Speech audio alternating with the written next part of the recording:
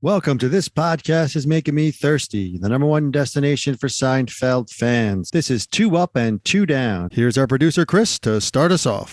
Welcome back, everybody. Another episode of Two Up and Two Down. And today we're doing a season 7 episode. It's called The Wait Out. And Chris, start us off. What do you got for your first up? Hey, folks. Yeah, Melman and Matt Selman wrote The Wait Out, second to last episode of season 7, believe it or not, May of 96.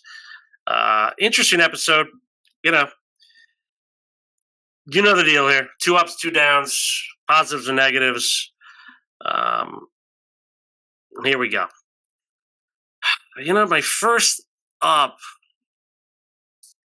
again, season 7 late. These are kind of like, lines, not larger themes, but lines. I love when Jerry's back in the apartment at the end and the lady's screaming, down the hall with the Mickey goodnight thing. And Jerry's line she says, probably has something to do with Kramer. I mean, I thought that was really solid because Kramer's always up to these shenanigans in the building, right? And the building itself is kind of another world, right? I think Kenny Kramer talked about that a lot with Larry David back in the day. Just so many stories happening, so many things going on, and I feel like Kramer was always at the center of it. So, kudos to Melman there, highlighting that a little bit. So I always like that line with the lady screaming, and it's got to be Kramer. First up. All right, thank you, Chris. And Tony, over to you. Let's start us with your first up. Yeah, it's an interesting up, I got to say. I feel like short but sweet, I guess. It's a nod. I like it. I'm going a bit broader. Maybe I'm too easy on this one, but Kramer with the jeans, it's kind of out there as an easy one to take because it's as good as it gets for Kramer's physical humor with Jerry pulling on the jeans and he's all cinched up. I laugh every time. I don't know. He walks in with the jeans. I'm with Kramer on this one. I know Kramer's going to be Kramer all the way through. We talk about it all the time. Kramer can never go too far, in my opinion. Well, I take that back. The turkey was probably at Kramer going too far. The dog cough was Kramer going too far. Yes, he can go too far. I don't want to say the wrong thing there. But he doesn't go too far here. I think the jeans is perfect for him. I think he plays it well. I think him and Jerry, with yanking those jeans off, you're going to get a laugh. Everyone's going to laugh at that. Pink hats included, right down to anyone that's going to, it's hard not to laugh at that. I got to give it an up. K-Man in the jeans. That's my first up. Yeah, I actually agree with you, Tony. I love the jean stuff in this episode with Kramer. So, good point there.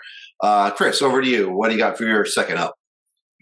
Pink hats included. I think pink hats exclusively, but we'll get to that when we get to the downs. It's okay. That's what this show's all about. Come on. It's funny.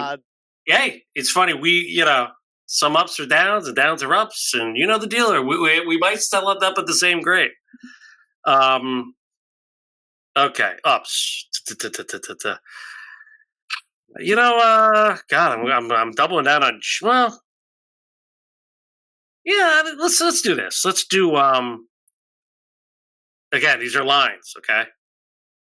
Dave, when George and Susan are together and they're mindlessly talking about shoelaces and the whole thing, and I'm going to throw David a bone here. Okay, good old David, who Carrie Elwes, I believe, is the actor's name. I love his hey, you could have done a lot better than him. And it was just, I enjoyed him coming back with that versus the initial one. Just because it felt so right. And then Susan, obviously, her reaction was great. But then George, obviously, I think, banged the back of his head, thought it was a great line and a way for him to get out. And obviously, it didn't happen because I think at the end she talked about, I want the chicken instead of salmon. Whatever it was, it never works out for George. So that was good to see. But did like the line from David, throwing him a bone here. He's a real subtle guest star. We'd like to have him on the show. Why not? He's with Deborah Messing for crying out loud. We'll throw him a bone there. But him telling Susan could have done a lot better. Another up. Yeah, that was a great one-liner thrown back at George. So, yeah, great scene. Over to you, Tony. What do you got for your second up here? Yeah, I actually really like when Lookner says, "Am I happy Beth left me?" Of course not. When he talks to himself, I actually like that. I like that Lookner pretty good too, with that little accent he throws on. The anniversary thing. I thought he was all right. I agree. Um, my next up is uh, and it's a small one, and let's keep that in mind. When George is on the phone with Jerry when he's over at Beth's house, and Jerry called him to like, "What are you doing over there?" You yelled at him. George is like, uh, "Thanks, Jerry. I already ate. Now chocolate chip mint." He does a little Jerry. I get a kick out of that. I like those phone things. Jerry. My mom forgot how to make French toast. Dip the bread in the milk first when he gets caught in the statue. Kind of reminds me of that a little bit when George is just like, oh, that's so sweet, Jerry. I already ate chocolate chip mint, just like baffling about stuff. And such a sweet guy. Jerry's on the other line yelling. I get a kick out of that one. It takes me back to the statue episode with Jerry's. No, you dip the bread in the milk first, then he hangs up. My mom forgot to make French toast. I equate those two for some reason. It's maybe a Melman touch, an ode to the older episodes. Bringing if Melman writes a season 7, it's going to get a little more oomph.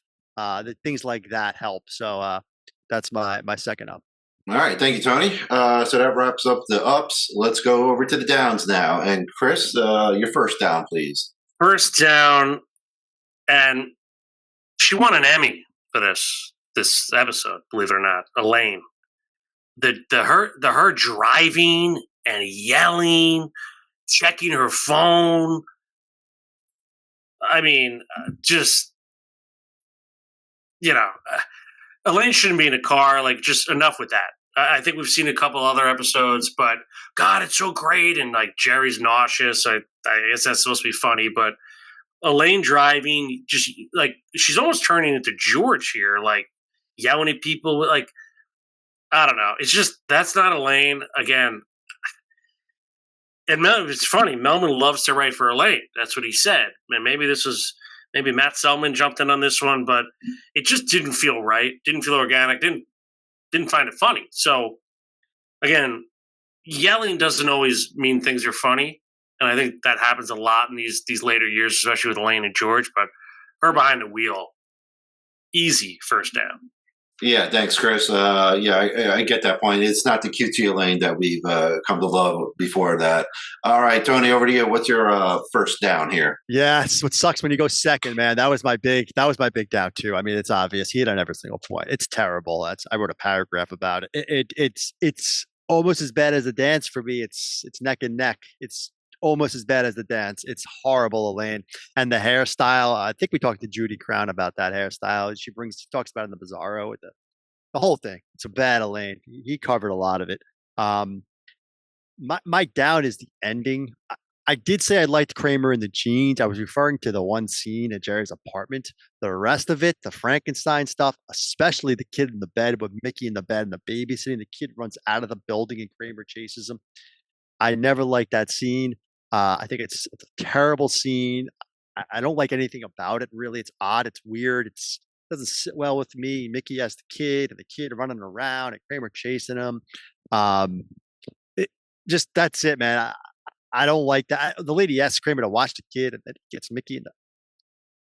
It seems like they just had to finish up with because someone said something about Frankenstein. Let's carry that further and throw this as the ending. But O'Hara's point, had something to do with Kramer. Maybe that lines was okay, but I didn't like that scene at all. I didn't like Kramer chasing the kid. I didn't like Mickey playing the kid. Scene never sat right with me. I think it makes this episode kind of tail off at the end, and it kind of puts a bad taste in my mouth, to be honest with you, for the grade. So yeah, that's my second down. Or is that my first down? Now I forget. That's my first down. Ooh, okay. That's my first down. All right. Well, thank you, Tony. So Chris, back to you. What's your second down here? Well, I'll keep it open for you because I'm going to jump back up on your big one up with the jeans and that. And this epitomized it. What you just said. Enough with the jean stuff. And what's funny is, my up was the one thing.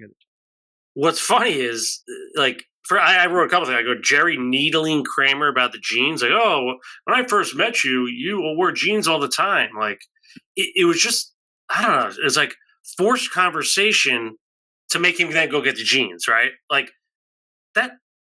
I don't know. That's not what this show was. Like things just happen organically, or the writing does. I mean, this was like him mentioning jeans, so Kramer gets it, and then Kramer gets these skin tight jeans. I thought it was. I know pink cats love it. You love it. I don't know. I know Kramer got hurt. I never liked it. Oh, we're pulling around. Like, what are we doing here? Who cares? And then him trying to like sit down at the thing with Mickey and going at, like, I don't know. It was just too much. Like on the couch at the audition at the Frankenstein. Like enough already. We get it. All because Jerry said, "Oh, and then Kramer says, "Oh, you don't think I'm gonna wear jeans anymore?" The whole thing never sat well with me. And when that doesn't sit well with you, when Kramer doesn't sit well with you, didn't love it. Just it didn't feel. It felt forced. I say that a lot in these later episodes here, but that one for sure. So again, I hate to flip you're up to a down, but no, yeah, I agree with that. That the gene stuff went on a little too long. Yeah, they kind of like again beating a dead horse with that. So I get both sides on the genes issue. So Tony, back to you. What's your second down here? Yeah, I just want to be clear. I laugh at the physical humor of Jerry taking the jeans off Kramer. That's all I said. I also just gave it down to Frankenstein, and I didn't like the interrogation at the police station either. But that's fair enough. I mean, let's not talk about. I'm not ranting and raving here, but all right, fair enough. My second down, and it's a piggyback. It's a little different than the driving. I just think Elaine had a bad episode. I don't like her little. You get your ass over to Beth's Too Sweet. That's what you do. But I'm not charmed by everyone told you about. What is this thing she's talking? She talks that way, in the burning too, I believe. Just it's not her. It's too much with the whole. She's all tough lady with the driving stuff, the yelling stuff, and then yelling at Jerry. I got to lose in the relationship. I'm life out of him. Enough is enough here, Elaine. Like I just didn't like Elaine in this episode. O'Hara carried most of that down. I'd pile on a little bit more to that whole kind of yelling at Jerry scene and everything like that. So that's my second down. All right, thank you guys. So that wraps up the ups and downs. So Chris, give us your grade and your final thoughts here. Yeah, interesting points. Elaine's a down. I think there's a lot of we talk about premises a lot on this program. As a premise, right? The wait out. I get it, and I enjoyed some of the Jerry stuff out with Beth, right? I'm there for you. Oh, 3 years, a long time for marriage. He's some decent lines in there. Mickey's Mickey, of course. But again, the gene stuff too much. Oh, something else. It felt like an inside joke when Jerry and Elaine were tackling George. You remember that scene? Like, what? Like, and then like I just feel like, oh, the whole crowd's laughing. It just felt like an inside joke that they just like kept in the show. That never felt right. But again, the Lookers, yeah, give the Lookers credit. They were solid. But you're right. George, what was going on with George in this episode? Did we even talk about George in this episode? I was just looking myself back at my notes as you were talking. I don't have Yeah, I mean stuff here. So, the Jerry stuff, Elaine, to your point, the dynamic there just wasn't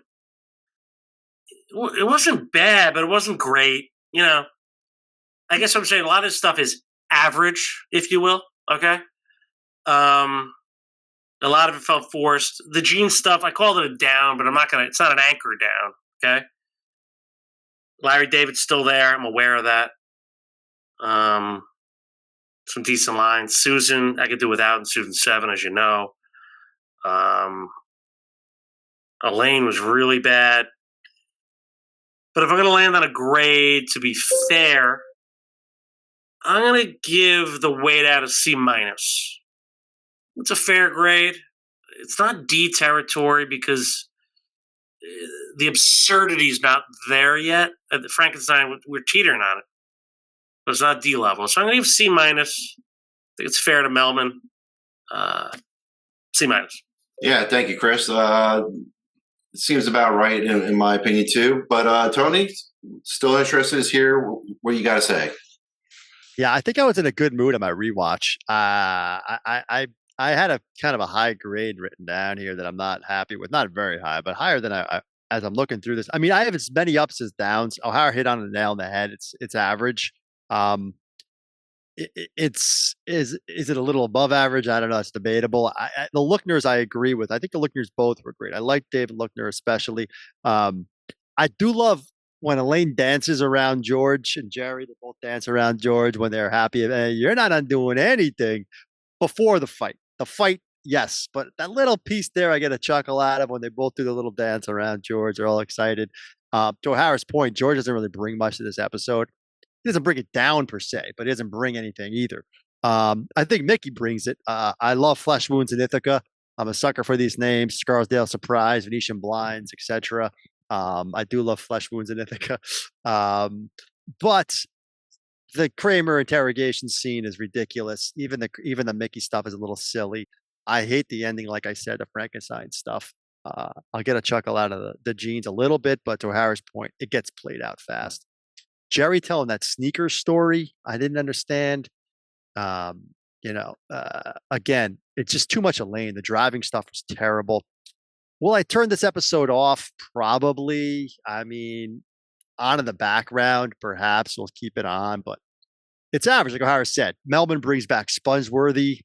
It's a Melman episode. It's season 7, not 8 and 9. Yeah, it's a C. I'm going to give it a C. I'm going a little higher. I actually had a C plus written down.